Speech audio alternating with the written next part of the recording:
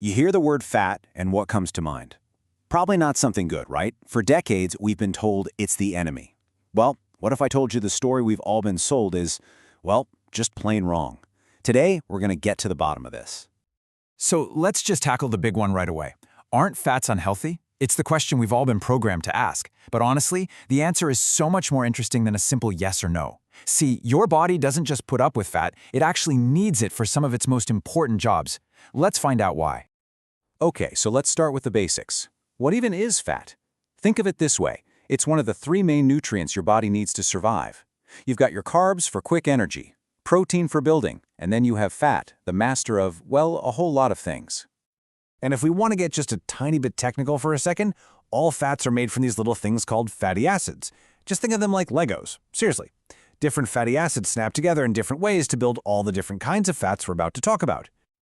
All right, so now for the big question. Why do we need fat? What makes it so critical? Well, think of fat as your body's personal Swiss Army knife. It does a whole bunch of different, super important jobs to keep you running smoothly. I mean, check this out. Fats are your body's long-term energy source. They literally build the walls of every single one of your cells.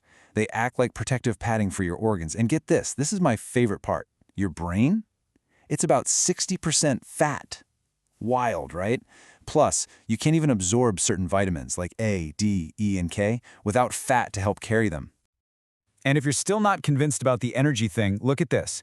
A single gram of fat has more than twice the energy of a gram of carbs or protein. It is, by far, the most energy-dense fuel you can give your body. Okay, so we've established that fat is essential. It's a superfuel. But, and this is a big but, this is where all the confusion comes from. Not all fats are created equal. Not even close. So let's break down the cast of characters. The good, the bad, and the ugly. It's actually pretty simple when you look at it this way. On one side, you've got the good guys, the unsaturated fats. These are here to help your body. On the other side, you have the bad and the ugly, saturated and trans fats. And yeah, these can cause some trouble, especially if you eat too many of them. So let's get to know them.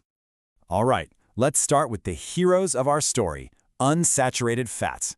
These are the ones that are amazing for your heart, for your brain, the whole shebang. You'll find them in really delicious foods like avocados, olive oil, all kinds of nuts, and fish like salmon.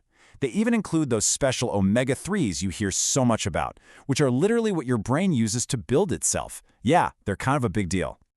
Okay, next up in the lineup, we have the bad, or maybe more like the handle with care fats, saturated fats. The key word with these is absolutely limit. A good rule of thumb is that these are usually solid when they're just sitting on your counter. You know, think butter, the fat and cheese, or on a piece of red meat. You don't have to banish them forever, but moderation is definitely your friend here. And that brings us to the one true villain of this story, trans fats, the ugly. My advice for these? Just avoid them. Seriously. For the most part, these are artificial, man-made fats that your body has no idea what to do with.